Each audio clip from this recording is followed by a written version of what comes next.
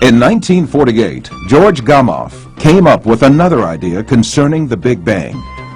He stated that after the formation of the universe by a big explosion, a radiation surplus should have existed in the universe left over from this explosion. Moreover, this radiation ought to be uniformly diffused across the universe. This evidence, which ought to have existed, was soon to be found. In 1965, two researchers by the name of Arno Penzias and Robert Wilson discovered these waves by chance.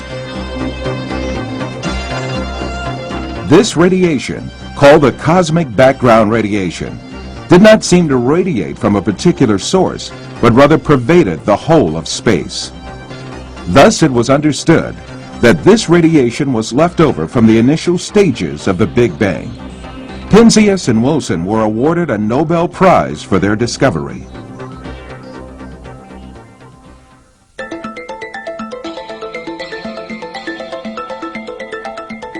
In 1989, NASA sent the Cosmic Background Explorer, COBE satellite, into space to do research on cosmic background radiation. It took only 8 minutes for COBE to verify Penzias and Wilson's calculations.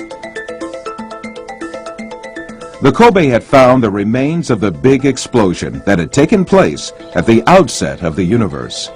Defined as the greatest astronomical discovery of all times, this finding explicitly proved the Big Bang theory.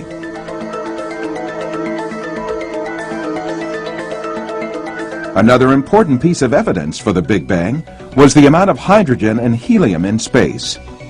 In the researches, it was understood that the hydrogen-helium concentration in the universe complied with the theoretical calculations of the hydrogen-helium concentration remaining from the Big Bang.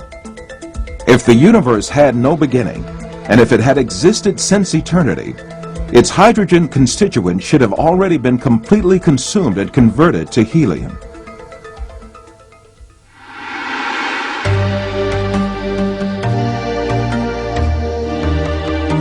All of this compelling evidence caused the Big Bang theory to be embraced by the scientific community. The Big Bang model was the latest point reached by science concerning the origin of the universe. Defending the steady-state theory alongside Fred Hoyle for years, Dennis Sciama described the final position they had reached after all the evidence for the Big Bang theory was revealed. Sciama stated that he had defended the steady-state theory, not because he deemed it valid, but because he wished that it were valid. Sciama goes on to say that as evidence began to pile up, he had to admit that the game was over and that the steady-state theory had to be dismissed. Professor George Abel from the University of California also accepts the ultimate victory of the Big Bang and states that currently available evidence shows that the universe originated billions of years ago with the Big Bang. He concedes that he has no choice but to accept the Big Bang theory.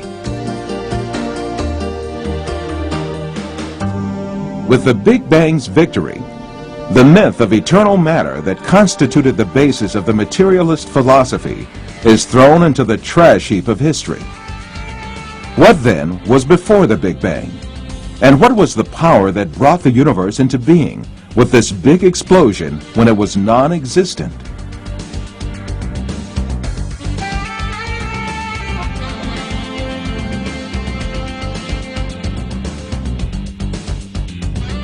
This question certainly implies, in Arthur Ennington's words, the philosophically repugnant fact for the materialists, that is, the existence of a creator. The renowned atheist philosopher Anthony Flew comments on the issue. Notoriously, confession is good for the soul. I will therefore begin by confessing that the Stratonian atheist has to be embarrassed by the contemporary cosmological consensus. For it seems that the cosmologists are providing a scientific proof that the universe had a beginning.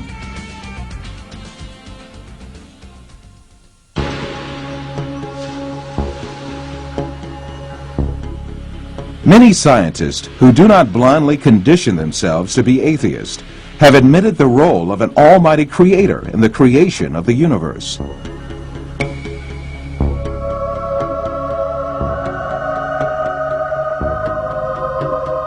This creator must be a being who has created both matter and time, yet who is independent of both.